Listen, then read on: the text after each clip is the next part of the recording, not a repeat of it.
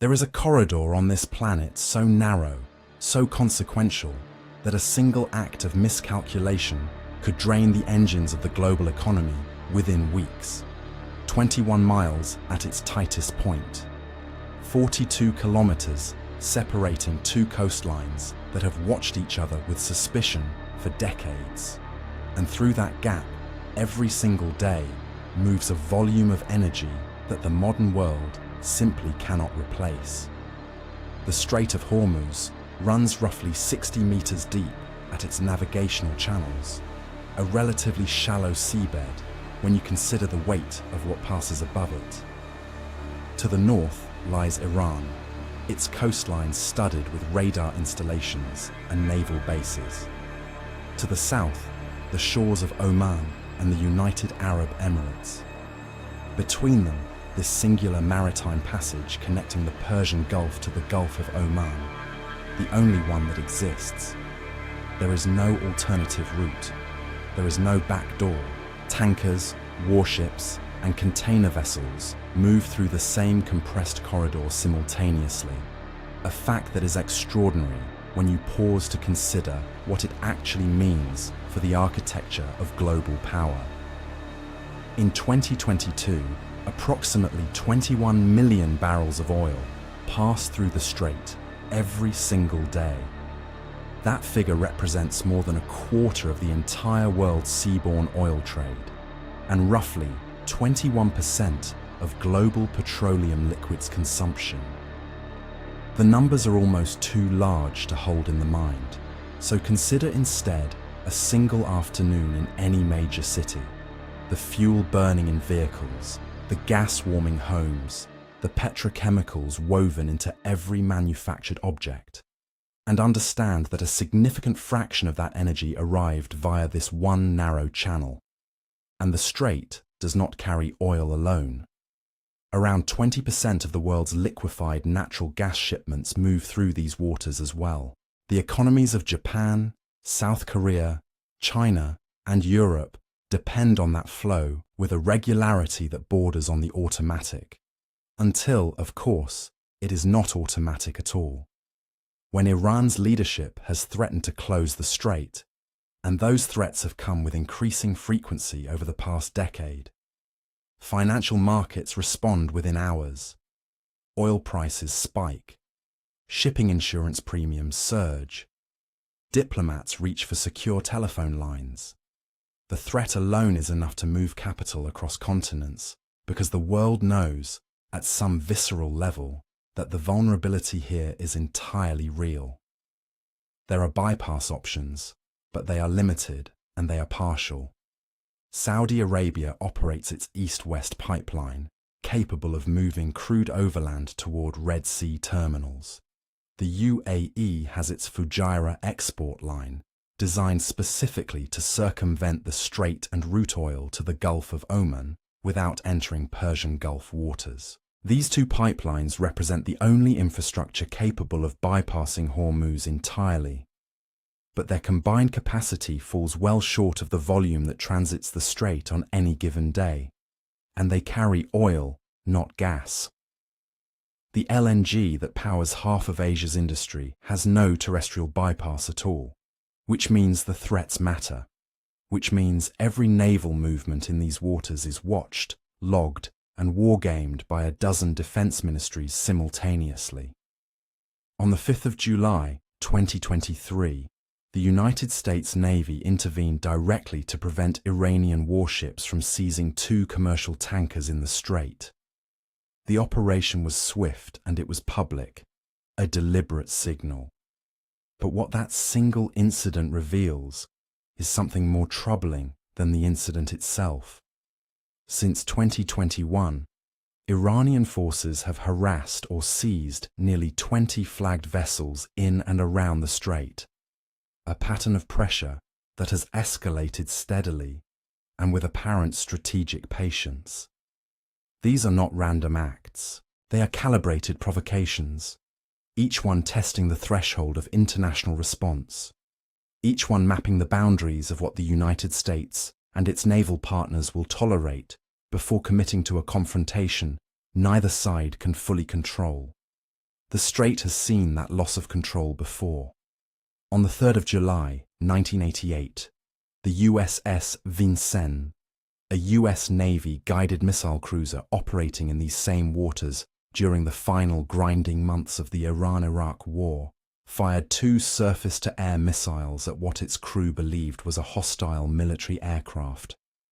It was Iran Air Flight 655, a commercial Airbus A300 carrying 290 people, passengers, families, children, climbing on a routine route from Bandar Abbas to Dubai. Every person on board died. The US Navy, operating in a combat environment where radar returns looked similar and decisions had to be made in seconds, made the wrong one. The Vincennes was inside Iranian territorial waters. The aircraft was ascending, not descending. The identification was catastrophically incorrect. What that incident demonstrates, and what the naval architects of deterrence in this region understand with uncomfortable clarity, is that the strait does not allow for deliberate reflection in a moment of crisis. The geography compresses everything. Ships maneuver in constrained water. Aircraft fly narrow corridors. Electronic signals overlap and interfere. And in that compression, the gap between a calculated response and an irreversible mistake is measured not in days or hours, but in the few seconds it takes a weapons officer to press a button. 290 people boarded a commercial flight and never landed. That is what miscalculation looks like in the Strait of Hormuz. What makes this corridor so uniquely dangerous is precisely the ordinariness of its daily operation, alongside its permanent proximity to catastrophe.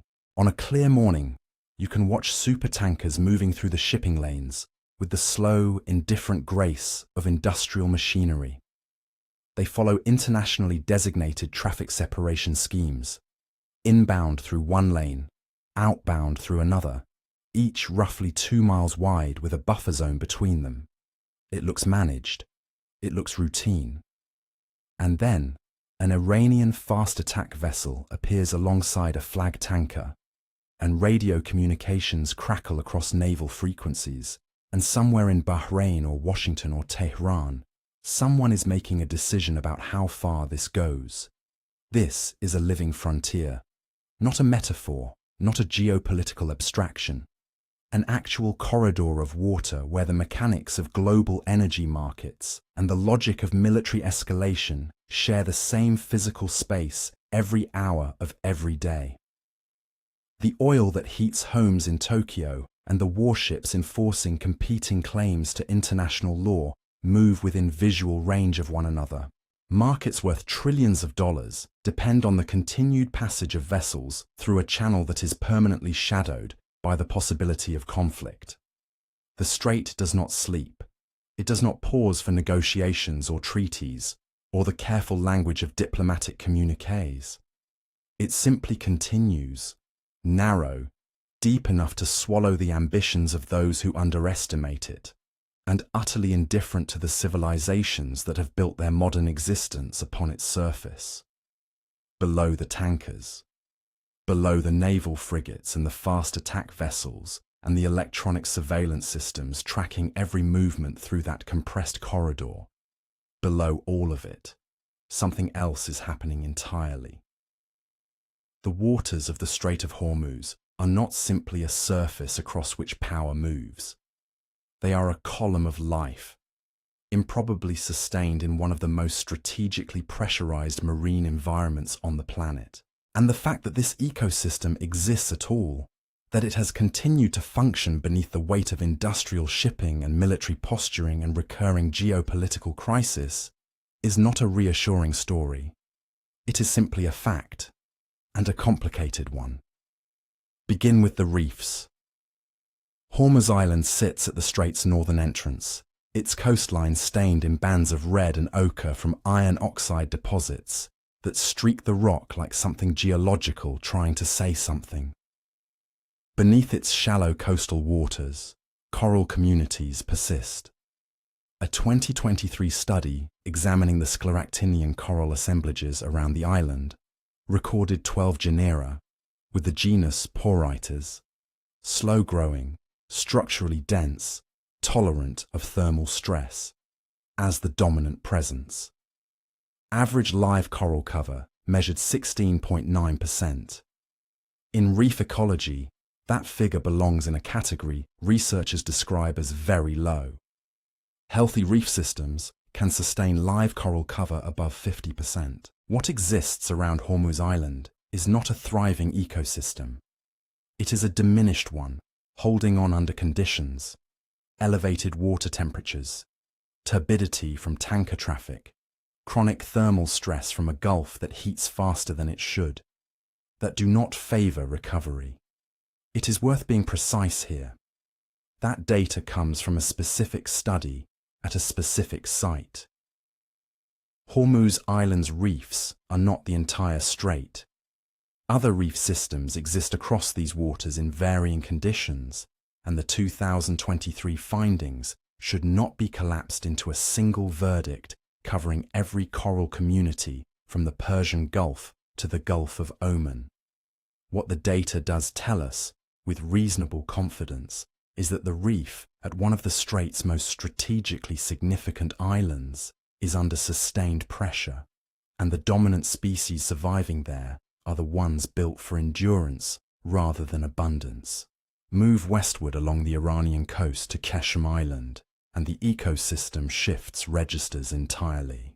The Hara mangrove forest occupies roughly 20 kilometers by 20 kilometers of Qeshm's coastline, a dense tidal architecture of grey-green roots and brackish channels that operates according to rhythms entirely indifferent to geopolitics. Twice each day, the tide moves through it. Sediment settles. Juvenile fish find shelter in root systems that no open water environment can replicate. The forest breathes with the sea in a way that has nothing to do with shipping lanes or sanctions regimes or the patrol routes of naval vessels. Hara is a protected area and a designated biosphere reserve, and the reasons for that designation are not merely bureaucratic. This mangrove system supports roughly 1.5% of the world's bird population, a figure that sounds statistical until you consider what it means in practice. The forest sits along one of the major migratory flyways connecting Siberia and Central Asia to East Africa. Wading birds, herons, flamingos, raptors moving between hemispheres touch down here, feed here, rest in a landscape that functions as a way station for a global biological network. Remove the forest, and that network loses a node it cannot replace. Marine turtles use the surrounding waters for foraging and nesting. The mangrove channels provide the kind of sheltered coastal water that juvenile sea creatures need during the phases of their lives when they are most exposed. None of this is romantic. The forest is a system. It processes nutrients, sequesters carbon, stabilizes shoreline, and sustains animal populations that depend on its continued function, as surely as industrial economies depend on oil transiting 17 miles to the east. The difference is that when the mangrove's requirements go unmet, it does not trigger a market response. It simply declines. And then there are the dolphins. Pods move regularly between Qeshm and Qeshm Island, the smaller island positioned closer to the strait's navigational channel. Their presence here is significant not because dolphins are emblematic of ecological health in any simple sense, but because pelagic mammals operating at the top of a food chain require a functioning web beneath them, sufficient fish populations, clean enough water, undisrupted acoustic environments. Dolphins navigate and communicate through sound. They exist in a strait where naval sonar systems operate, where supertanker propellers generate chronic underwater noise across the low-frequency spectrum, where the acoustic environment has been fundamentally altered by industrial and military traffic. That pods continue to use these waters suggests the underlying ecosystem retains enough vitality to support them. What it does not tell us is how long that remains true under conditions that are not improving. This is the tension that runs through any honest account of life in the Strait of Hormuz. The ecosystem is not dead, but it is operating under a set of pressures that have no natural precedent and no obvious ceiling. 21 million barrels of oil moving daily above coral that averages less than 17% cover. A mangrove biosphere reserve sharing a coastline with one of the most heavily militarized maritime corridors in the world. Dolphin pods threading between islands while naval vessels run surveillance patterns overhead. Shipping creates noise, turbidity, the chronic risk of hydrocarbon contamination.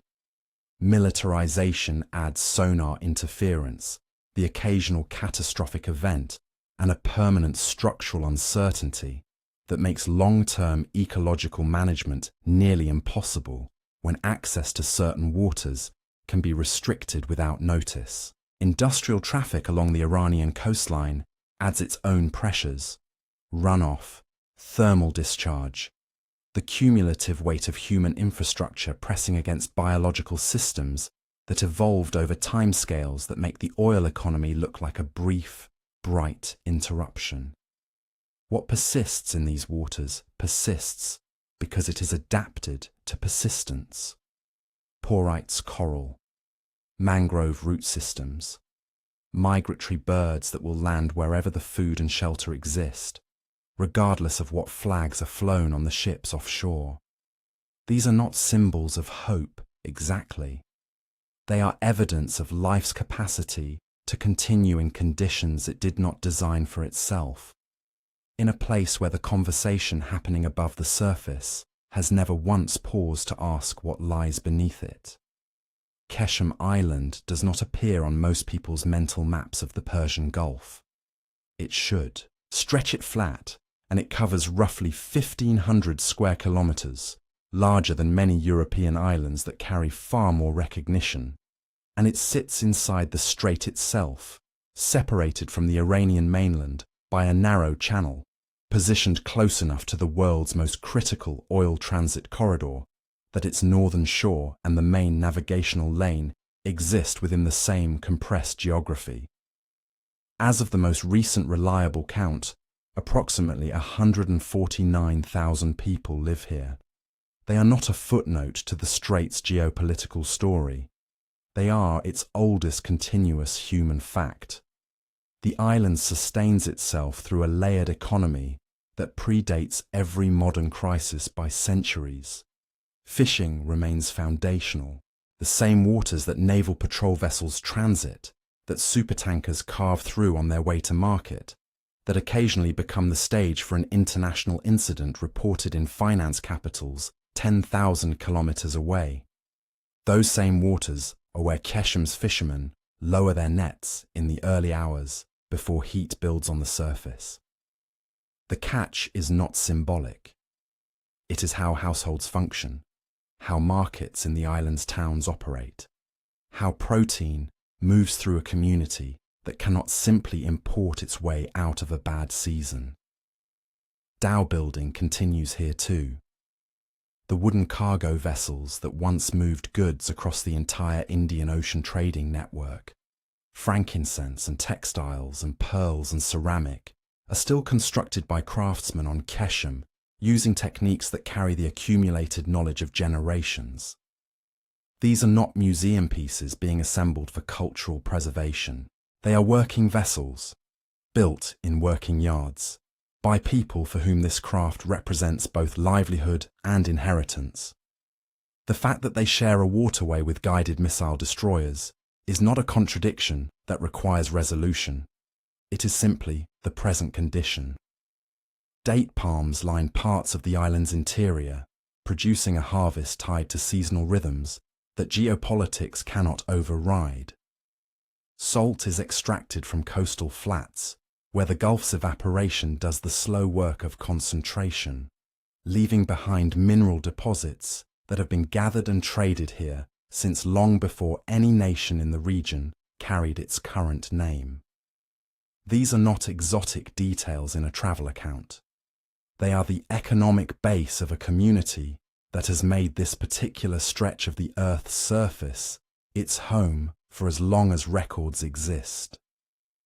Qeshm also carries a designation that most people outside specialist circles would not expect: UNESCO Global Geopark status. The island's geological formations, canyon systems cut into ancient sedimentary rock, salt caves among the most extensive in the world, coastal landscapes shaped by forces operating across millions of years, have earned formal international recognition for their scientific value. Portuguese and later Iranian forts stand at certain points along the coastline, physical remnants of the centuries when Hormuz was not just a strategic concern for modern energy markets, but one of the great commercial nodes of the pre-industrial world, a place where merchants from 3 continents met to trade goods that the world ran on before it ran on oil. This deeper history does not make the present tension less real. It does place it in a different proportion. And then there is the other layer, the one that sits beneath the ordinary surface of fishing and harvests and craft and commerce, the one that does not announce itself but is always present. Reports have surfaced in recent years describing underground missile infrastructure on Qeshm, tunnel systems reportedly capable of housing weapons with reach well beyond the strait's narrow width. These reports remain in the category of open-source military analysis rather than confirmed public disclosure, and they should be treated with appropriate precision rather than amplified as certainty. But their existence in the intelligence literature at all tells you something about how this island functions in the strategic imagination of the parties who are thinking most carefully about what a conflict in this corridor would look like. Qeshm is not merely a residential and economic space. It is, by geography and by design, part of a military architecture. The fishermen know this. The dhow builders know it. The families who have lived here across generations and who navigate the particular pressures that come with existing inside a sanctions economy, where the cost of goods is unpredictable, where access to international markets operates under restrictions that shift with diplomatic weather patterns, where the regional militarization is not an abstraction described on news broadcasts, but a daily physical presence in the form of patrol vessels visible from shore. All of them carry this knowledge as part of ordinary life. It does not paralyze them, but it shapes the texture of what ordinary means here in ways that have no equivalent in places where the nearest military asset is 2 countries away. Recurring maritime incidents deepen this. When Iranian naval vessels move to intercept a commercial tanker, as they have done nearly 20 times since 2021, the incident registers as a geopolitical event in the international press. On Qeshm, it registers differently, as confirmation of a state of affairs that was never not true, that the water surrounding the island is simultaneously a fishing ground, a trade route, a military corridor, and a potential conflict zone all at once, without hierarchy, without the luxury of choosing which of those things it is on any given morning. The strait does not compartmentalize.